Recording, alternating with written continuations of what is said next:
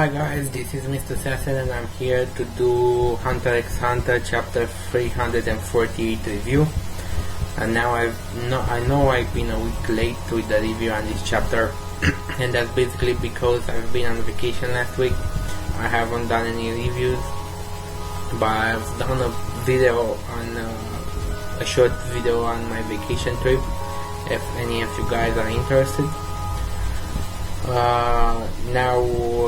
Since tomorrow or the day after tomorrow the new chapter of Hunter x Hunter will be on manga stream, I will probably review that as well. And sorry, at first I wanted to do both chapters together, to review the day after tomorrow, to review them the day after tomorrow, but then I thought, well, this chapter of Hunter x Hunter 348, it brings back some points that have not been discussed for a long time. So I'm going to structure the review / discussion into two parts.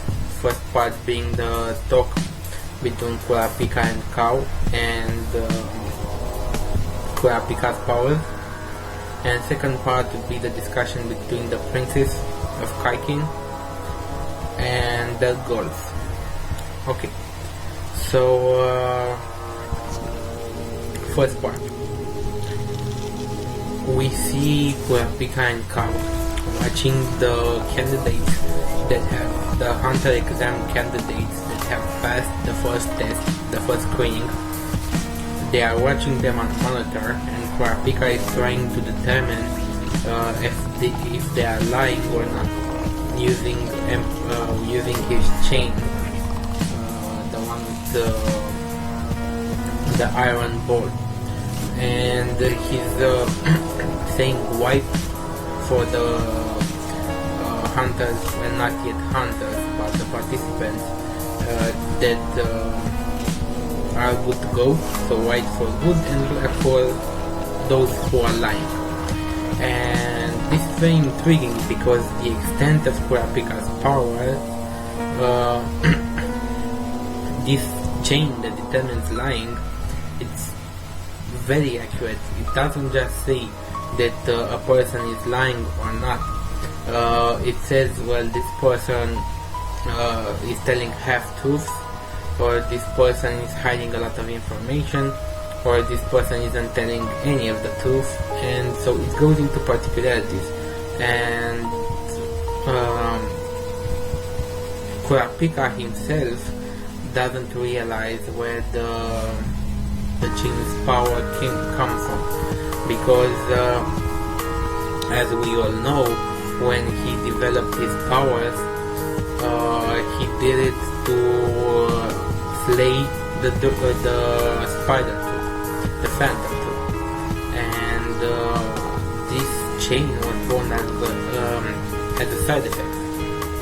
And he even says that usually to use this chain I'll have to be in front of the person I'm asking the questions. But when I use Emperor Time, I'm able to do it from in front of a monitor. So it doesn't require me to be in the vicinity of the one that's actually telling the lie. Of course, I didn't remember what Emperor Time was, so I searched about it on the wiki, and I found something very interesting, and I will put it somewhere around here. So you guys can read it, and then we can have the rest of the discussion. But before that, the way that they are asking the questions is very interesting. First, they show a broadcast to all the participants of Beyond Netero and his broadcaster. They show a transmission of them when they announced to the entire world that they were going to the Dark Continent. Then, after the participants have seen this transmission, they are being asked if they knew about this trip prior to the transmission. if they knew about this trip, to what extent, and from where. And also they are being asked if they know the cultural, economic and social implications of a trip to the Dark Continent. So this exact order makes it easier for Kurapika to determine if somebody is lying or not, because the questions are structured pretty well. What is interesting here is that Kurapika himself says that this ability, and this is the exact quote, I will read it for you, but this is no matter how much the target has training deception, the lie will be sniffed out level of ability. And you can find it at page 5, the bottom of the page. And why this is important, because when you look at the definition of Emperor Time, you can actually see that the Kurapika is a level 4 as at a certain category. When Emperor Time is activated, you can use level 4 at 100%, but that doesn't mean you can use upper levels of that category. So if somebody in the exam had the same ability as he has, but the one that had the one in the exam was an upper level, Kurapika could not distinguish it, because even when he uses Emperor Time, this ability cannot, it's very accurate, but it cannot increase its level. So if somebody is an upper level, then he will pass the test. Also, if someone's memory has been erased, they can pass the test. And if somebody can erase memories and then give them back to you, perhaps like Paku did. Paku could not erase memories, but Paku could give memories back and implant them into other people's minds with her gun. So if somebody had that ability, also they wouldn't know they are lying, so they won't be detected. So even though with all the security that they are taking, there could be someone who was a spy and they wouldn't know about it. So basically Kurapika is a very interesting guy. We know, thanks to the Kurapika special that Togashi wrote a while ago, we know that Kurapika is from, or we can assume that Kurapika is from the Dark Continent. Or, if not from the Dark Continent, then from a different island en route to the Dark Continent. And I will actually, as a personal opinion, I will go with the second choice. I think Kurapika is not from the human world, but he's not from the Dark Continent either.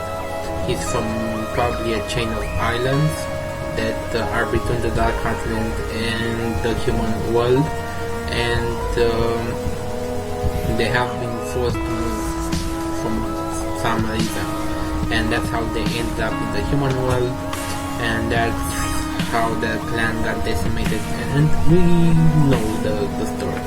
But what's interesting about this is that they can use, when their eyes are scalded, they can use their power to 100% efficiency and accuracy, and that is very convenient to them. Now we know, according to the first chapters of Hunter x Hunter, that Nen users are particularly bad to the opposite Nen class. Like in this example, Kurapika is a conjurer, and he will always be very bad at the emitter class. Like, let's say there are 10 levels of Nen, and Kurapika is level 10, the maximum level as conjurer. he can never be level 10 at emitter. And that's how things are, or at least that's how things were until now. Who knows what they are going to discover in the continent and what new peaks they will reach. But just imagine if Kurapika can actually reach the maximum level at all the NEN classes, being a specialist. Then with Emperor time he can have 100% accuracy and efficiency in all the classes, and that will basically make him the strongest dude in Hunter x Hunter manga. So he has a lot of potential, and we can see that when he actually discovers Monkey, the Zodiac, Monkey the Zodiac, he discovers him as being a traitor, and everybody's shocked, especially Kurapika. But I still think that Kao is a traitor. He just gives me a bad vibe, and I don't have any proof at the moment, but the way he manipulates the others around him and the way he wants to be inserted in all the discussions, he wants to know everything that's going on. He's talking right now to Kurapika and he's scouting the others' abilities. Kao might be the actual traitor. Monkey might just be the one who's manipulated. So we will see. But the way they discovered the traitor is Monkey is because Kao tells Kurapika that even before Chairman Netero died, they have been set into teams, and the teams were reformists, liberals, and importance of balance. So they were basically three things, to put it in layman's terms. They were liberals, there were reformists, and then there were the middle class that wanted to take the balance route, so to say. And the only ones that were not in a party were of course Parastan and Jing.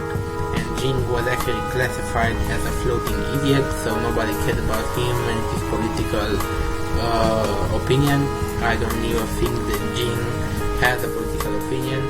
And the other one was Parastan, which was impossible to decipher, because again Parastan only does what entertains him.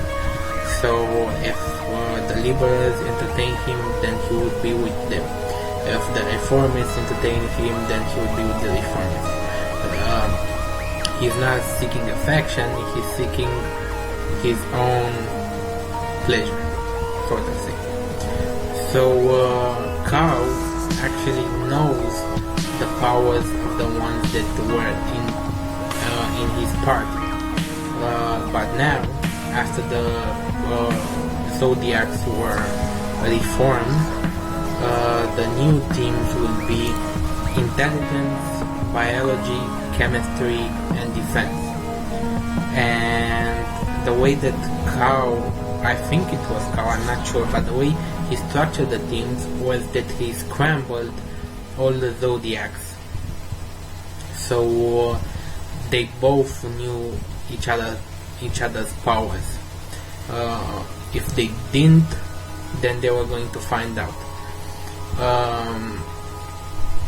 Also, Kao tells Kurapika that there is no one in the Zodiac that can erase memories or manipulate memories like Kurapika was saying, and I'm not pretty sure about that. And the reason I'm not sure about that is very simple. We see Jing actually copying a power first time he gets hit by it. He copied Leolio's power, and not only copied the power, but he understood it and he enhanced it. So great NEN users can copy others' powers, and just because they show you a certain power doesn't mean that that's the trait. So Kao doesn't actually, when he says that no one has memory manipulating power, he has seen the other's powers, he cannot be 100% certain about that, because they could have other powers. And just food for thought, what if one of them is like Lucifer, a specialist that is stealing other people's powers? Then he could have hundreds of powers and nobody will even know. So nothing is for certain. That's why I say that when Monkey was devastated as when he was found out as a traitor, he was probably being manipulated by someone, because it seems too easy that a Zodiac of that caliber could be a traitor. And the way they do that is that Cow, Kurapika is watching every Zodiac through a camera, and Cow simply goes in the room and says, well, there's a traitor among us, and I'm going to show all of you my powers, but knowing that there is a traitor among our ranks, will you show everyone else your powers? So he's kind of putting them against a wall in a hard place, because if they don't show their powers, then they must leave the Zodiacs, they cannot travel with them. But if they show their powers, then they could possibly show their powers to a traitor. So everybody's outraged and everybody starts talking, and it's in that moment that Kurapika actually finds out that Monkey is one of the traitors. We don't know what exactly gave what clue gave up Monkey, because we don't know what he did, what he said, but we'll probably see in the next chapter, I think. So a very nice ability from Kurapika, sorting the truths out, even though we all know that they cannot be sorted out 100%. You cannot go with only people you trust. That would be perfect, but it's not happening. You're gonna have traitors. But the thing is that once the party gets to the Dark Continent, there will be no one heading off on their own. Like, even if there's a traitor amongst their ranks, do you think that once they debark on the Dark Continent, that guy is going to go and disappear with the Beyond Eternal? No, that's not going to happen. He's going to stick with them until he can make a move, because alone in the Dark Continent, no matter who the traitor is, he probably won't last a week, not even a day maybe. So yeah, that's that thing. It's pretty messed up right now, because Kurapika is actually trying to determine who's lying and who's not, but in my opinion he's being manipulated by Cow, and we will see that in the future, if I'm right or wrong. If I'm wrong, I'm wrong, but there's something about Cow that doesn't match up. And then we go to the kings, the princes, sorry. And the princes are very complicated. From what we find out, I think, if I remember the number correctly, let me take a look. There are 8 princes of Kaikin, but in this chapter we only see 2. We see the one that we saw before, that killed those girls, and we see his brother, his older brother, that looks half human, half animal, or at least in my opinion he does. And look at that picture, look at his hair, I mean at the back of his head. I don't think that those are hair, that they are probably horns. Well, at least that's the way they look. We'll see when the anime gets there, if it gets there. The thing is that this raises a lot of questions, this discussion, because there are 8 princes of Kaikin, and all of them are battling for the throne. Oh no, I think there are 7. sorry, there are only 7 princes of Kaiken. And the way things are going is that each of the princes he's one deadly sin. Each of the prince has one deadly sin, and I'll put a list of the deadly sins here, and you can probably see what these two that are talking on the phone are. But let's return to the story. Their father, the king, has told them that which one of them, not which one of them, but the one of them that is going to return from the Dark Continent is going to have the throne. So he's going to leave the throne of the Kaiken Empire to the one that returns from the Dark Continent. And of course, this ain't nothing. There's nothing pretty about this, because if they were together, probably most of the princes would return home. If not 7, but 4 or 3, something like that, would return home. But now, because of this challenge, they are going to basically fight each other and kill each other until only one is left, and that one will have to face the Dark Continent and return home, and he would become the king. And the questions that are raised by this are very interesting, because think about it. We have one son that is killing people and eating their memories or something like that, because when he killed those girls in the shower, he told his security agent to next time to bring something more tasteful, because all that those girls have on their mind was drugs, alcohol and sex. So he wanted something more, and you have to think, how did he know that? If he didn't have an ability that can manipulate with memories, and that ties in the first part, because apparently that this prince has an ability to manipulate with memories, to manipulate the memories, and Kurapika efforts might be in vain, but let's not jump to conclusions. So he is an end user and probably has to kill to get other people's memories. We don't know, but he's definitely a powerful guy. The other one, the older brother, he is killing a lion, and we can guess that he's probably an enhancer, and he doesn't look human. So these guys are very powerful. So who is their father? Who is the king of Kaiken? Because you have to believe that if these guys haven't killed their father yet, then he must be really powerful as well.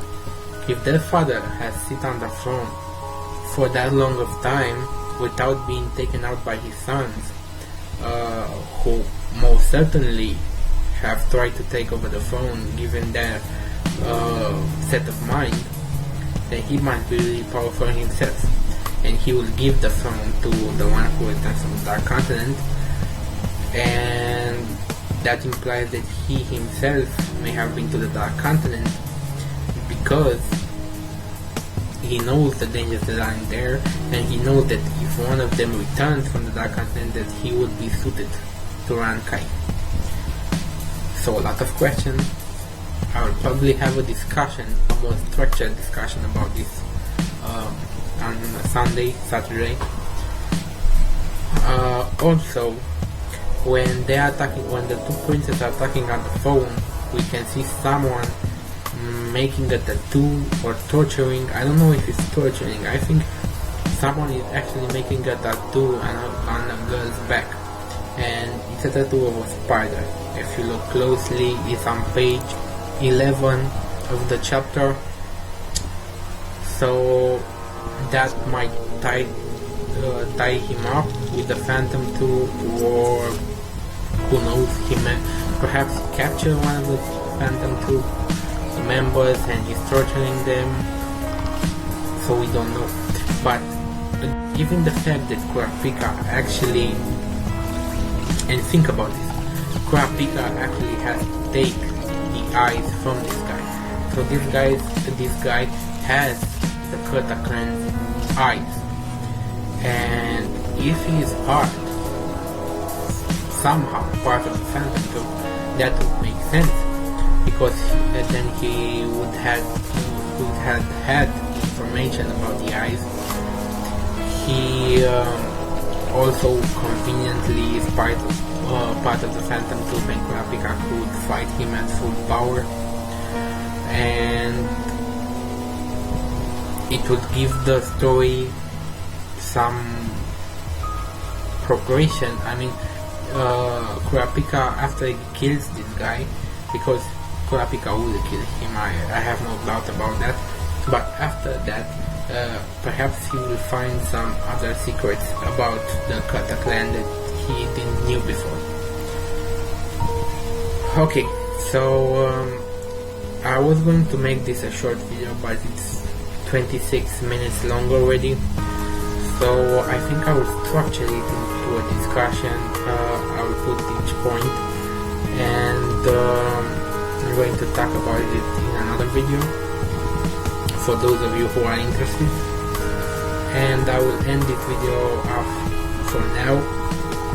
So rate, comment, subscribe, and I'll see you guys next time. Any rational society would either kill me or put me to some use.